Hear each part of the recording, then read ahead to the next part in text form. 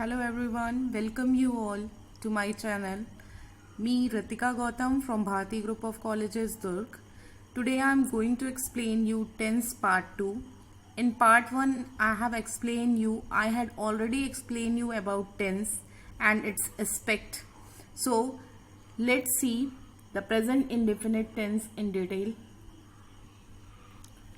In last lecture, I have told you that verb tense have 4 aspects. That is the indefinite tense, continuous tense, perfect continuous tense.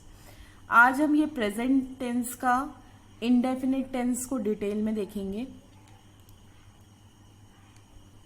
अभी जब sentence हमारे पास आता है, जब हम देखते हैं एग्जाम में, तो हमको ऐसा लगता है कि सेंटेंस कैसे पहचाना जाए कि वो इंडेफिनिट टेंस है, कि कंटिन्यूअस टेंस है, कि परफेक्ट टेंस है. तो ये बहुत इजी तरीका है एक पहचानने का.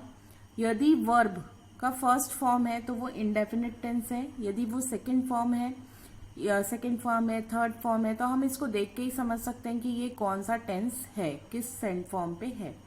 जैसे वर्ब के फर्स्ट फॉर्म के साथ सपोज आईएनजी लगाया, जैसे कम के साथ आपने लगा दिया कमिंग, गोइंग, तो ये हमारा फर्स्ट फॉर्म हुआ. कम भी हमारा फर्स्ट फॉर्म था, गो भी हमारा फर्स्ट फॉर्म था, साथ में हमने आईएनजी लगा दिया तो ये कंटिन्यूअस हो गया. वर्ब का यदि थर्ड फॉर्म होगा तो वो परफेक्ट टेंस होगा. ये वर्ड से इटसेल्फ समझ में आता है हमको. परफेक्ट टेंस हमने पढ़ा था. परफेक्ट मतलब जिसमें कुछ कमी नहीं है, काम स्टार्ट हुआ और काम परफेक्टली खत्म हो गया, इसलिए उसको परफेक्ट टेंस बोला जाता है. तो यदि वो थर्ड फॉर्म है, लास्ट स्टेज है, जिसके साथ कुछ भी मैनिपुलेट नहीं हो सकता, तो वो कहलाता है perfect tense. C. Present indefinite tense. The indefinite tense or simple tense describe an action but do not state whether the action is finished. तो जब अपन जनरली क्या होता है, प्रेजेंट इंडेफिनिट टेंस हम यूज करते हैं. क्यों यूज करते हैं हम प्रेजेंट इंडेफिनिट टेंस? वो होता है जिसमें ये पता तो चलता है कि काम हो रहा है, लेकिन ये पता नहीं रहता कि काम खत्म हुआ कि नहीं हुआ. जनरली हम प्रेजेंट इंडेफिनिट टेंस को यूज करते हैं फॉर टेलिंग अवर हैबिट्स, हमारी आदतें, शेड्यूल और रूटीन को बताने के लिए. देखिए, प्रेजेंट इंडेफिनिट टेंस मैंने बहुत इजी तरीके से इसको एक्सप्लेन करना चाहा है. प्रेजेंट इंडेफिनिट टेंसेस जो होते हैं, जैसे हमने ऑलरेडी पढ़ा हुआ है कि सेंटेंस के टाइप्स, तो इसमें देखिए affirmative sentence, interrogative sentence, negative sentence, ये 3 टाइप है सेंटेंस के. सेंटेंस को अभी हम डिटेल में नहीं जान रहे, आप मेरे जो बाकी वीडियोस हैं सेंटेंस के, आप उसमें देख सकते हैं. अभी जब हम प्रेजेंट इंडेफिनिट टेंस बनाएंगे तो हम ये 3 सेंटेंस पे काम करेंगे. अफर्मेटिव, नेगेटिव और इंट्रोगेटिव, ये 3 सेंटेंस आते हैं. अभी देखिए प्रेजेंट इंडेफिनिट टेंस, इसका स्ट्रक्चर जानते हैं, कैसे इसको बनाया जाता है. हेल्पिंग वर्ब होते हैं डू और डज. मैंने यहाँ लिखा है, देखिए अफर्मेटिव, हम जो पहले देख रहे हैं वो है अफर्मेटिव सेंटेंस, जिसमें मैंने फॉर्मूला लिखा हुआ है सब्जेक्ट प्लस मेन वर्ब जो फर्स्ट फॉर्म में plus S E S plus object. अब हमारे क्वेश्चन अराइज होता है माइंड में कि कब हम एस लगाएंगे, कब हम ई एस लगाएंगे. तो ये बहुत ईजी है स्टूडेंट. थर्ड पर्सन जिसके बारे में बात की जाती है या की जा रही हो, उसको हम बोलते हैं थर्ड पर्सन. और यदि सब्जेक्ट, जो सब्जेक्ट है, मतलब जो सब्जेक्ट है वो थर्ड पर्सन है लेकिन वो सिंगुलर फॉर्म में है, तो वहां पे हम एस और ई एस लगाते हैं. तो हम इसको बहुत इजी तरीके से एग्जाम्पल के थ्रू समझ लेते हैं. जैसे एग्जाम्पल है, देखिए मैं व्हाइट बोर्ड पर लिखता हूं. यहाँ पे देखिए मैं क्या हुआ हमारा, मैं हुआ हमारा फर्स्ट पर्सन, है ना.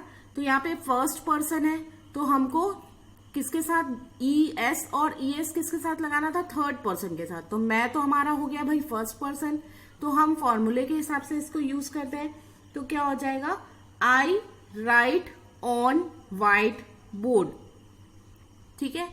सेकंड देखिए क्या है, तुम उसे जानते हो. अब तुम मतलब ये हो गया सेकंड पर्सन है, तो ये क्या हो जाएगा, यू नो हिम या फिर हर. ओके, लड़के या लड़की यहाँ पे एग्जैक्टली नहीं बताया है. अभी जैसे मैंने बताया, यदि जो सब्जेक्ट है और वो थर्ड पर्सन होगा तो वहां पे हम एस या फिर ई एस लगाते हैं. जैसे कि देखिए थर्ड एग्जाम्पल है, कुणाल मेरे साथ रहता है. जो कुणाल है जो बोल रहा है, मैंने यहाँ पे बताया जैसे जो बोल रहा है वो फर्स्ट पर्सन, जो सुन रहा है वो सेकंड पर्सन। अब थर्ड पर्सन कौन हुआ यहाँ पे? देखिए कुणाल मेरे साथ रहता है, मैं यदि बोल रही हूँ कि मैं, सामने वाला जो सुन रहा है वो कुणाल नहीं है, मैं उसको बता रही हूँ कि कुणाल मेरे साथ रहता है, मतलब कुणाल क्या हो गया? थर्ड पर्सन, क्योंकि मैं क्या हुई? फर्स्ट पर्सन हुई। मैं जिसको बता रही हूँ वो सेकंड पर्सन हुआ, और जिसके बारे में मैं बता रही हूँ वो हुआ थर्ड पर्सन। जैसे मैंने कहा कुणाल मेरे साथ रहता है, तो कुणाल क्या हो गया? हमारा थर्ड पर्सन हो गया। तो हमने ऑलरेडी बताया हुआ है कि थर्ड पर्सन और वो सिंगुलर हो, क्योंकि कुणाल क्या है? एक सिंगल व्यक्ति का नाम है, तो यहाँ पे वो सिंगुलर भी है, तो हम क्या लगाएंगे? एस या फिर ईएस लगाते हैं। तो यहाँ पे क्या हो जाएगा? ये हिंदी के सेंटेंस को हम कन्वर्ट करते हैं, Kunal leaves, LIVES, leaves with me. तो यहाँ पे हमने लगा दिया एस। तो इसका हुआ, ये हुआ हमारा अफर्मेटिव सेंटेंस। अब now it's turn for negative sentence. जब हम नेगेटिव सेंटेंस बनाते हैं, नेगेटिव सेंटेंस का मतलब होता है जिसमें ना शब्द आता है, ना, नहीं, इस तरीके से कोई वाक्य आपको पता चलता है पढ़ने में, तो वो कहलाता है नेगेटिव सेंटेंस। नेगेटिव सेंटेंस बनाना बहुत इजी है स्टूडेंट, क्योंकि इसमें सब्जेक्ट प्लस डू या फिर हम डज लगाते हैं क्योंकि ये हमारा हेल्पिंग वर्ब है, प्लस नॉट लगाते हैं क्योंकि ये नेगेटिव सेंटेंस है, प्लस वर्ब का फर्स्ट फॉर्म रहेगा, प्लस ऑब्जेक्ट रहेगा। देखिए अब हमारा क्वेश्चन आता है कि भाई कब हम डू लगाएं तो कब हम डज लगाएं। तो ये बहुत इजी है, जिसको मैंने आपको बताया है। यदि वो सिंगुलर फॉर्म में है तो डज लगेगा, प्लूरल है तो डू लगेगा, लेकिन एक एक्सेप्शनल केस है आई। यदि आई है तो हमेशा हम डू लगाते हैं। अभी स्टूडेंट ये एग्जाम्पल देखिए, मैं झूठ नहीं बोलता हूं। मैं से हुआ आई, झूठ को हम इंग्लिश में बोलते हैं लाई, नहीं मतलब नो, बोलता मतलब टेलिंग या टेल। तो इसको हम इंग्लिश में ट्रांसलेट करते हैं, मैं झूठ नहीं बोलता हूं। तो ये हो जाएगा I do not tell a lie. तुम दवाई नहीं लेते हो, you do not take medicine. वह कोशिश नहीं करती है। तो ये हो जाएगा आपका अगेन, तुम, वह कोशिश नहीं करती है, कोशिश, वह यहां पे देखिए तो she does not try, she does not try. एक बार और बोल रही हूं मैं, जब हम सेंटेंस बनाते हैं तो हमको ये ध्यान रहना चाहिए, अफर्मेटिव सेंटेंस बनाते हैं तो हमको ये चीजें पता होनी चाहिए, या फिर हम प्रेजेंट इनडेफिनेट टेंस बना रहे हैं तो हमको ये पता होना चाहिए कि इनडेफिनेट टेंस हमेशा वो होते हैं जिसमें हम अपना हैबिट, शेड्यूल या रूटीन बताते हैं। जैसे ये 3 सेंटेंस भी आप देखेंगे, मैं झूठ नहीं बोलता, उसकी आदत है, तुम दवाई नहीं लेते हो, ये भी है, वह कोशिश नहीं करता, ये भी उसके नेचर के बारे में बात हुई है। अभी देखिए students, now it's time for interrogative sentence. हमने अफर्मेटिव सेंटेंस देख लिया, दूसरा हमने नेगेटिव सेंटेंस देखा जिसमें नो नॉट का यूज किया था, अब था इंट्रोगेटिव सेंटेंस। सेम चीजें हैं, इसमें भी हेल्पिंग वर्ब डू और डज ही है, लेकिन इंट्रोगेटिव सेंटेंस में क्या होता है कि डू डज प्लस सब्जेक्ट, क्योंकि इंट्रोगेटिव का मतलब होता है जिस सेंटेंस में प्रश्न पूछे गए हों। तो ये do does plus subject plus main verb plus object.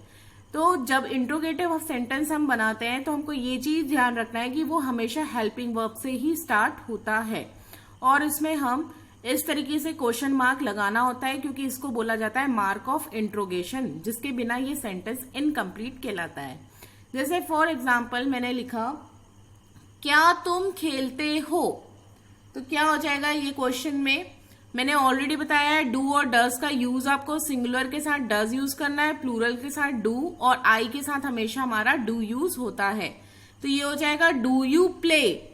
फिर पूछा मैंने, क्या तुम वहां रहते हो, क्या तुम वहां रहते हो, डू यू लीव देयर।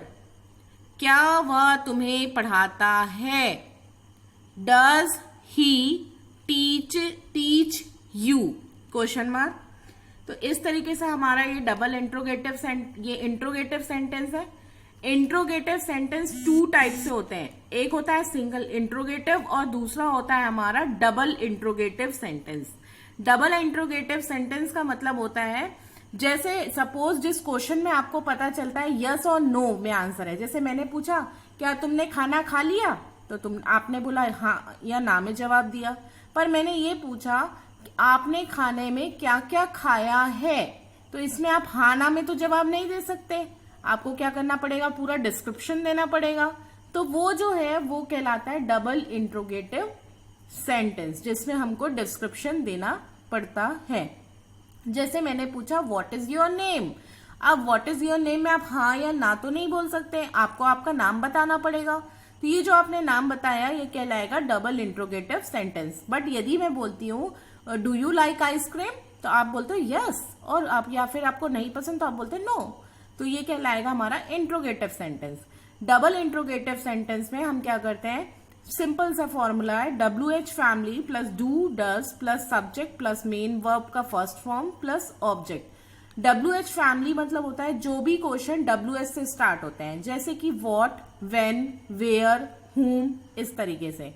तो देखिए वो WH फैमिली पहला रहेगा, फिर डू या डज रहेगा, डू और डज का यूज वही रहेगा जो हमने सिंगुलर और प्लूरल के साथ पढ़ा था, फिर सब्जेक्ट, फिर मेन वर्ब का फर्स्ट फॉर्म, फिर ऑब्जेक्ट। तो ये पहला क्वेश्चन मैंने लिखा, तुम क्यों रोती हो, वाई डू यू क्राई, वह क्या कहता है, वॉट डज ही से, हम कहाँ जाते हैं, वेयर डू वी गो। ये हुआ हमारा double interrogative sentence. So thank you.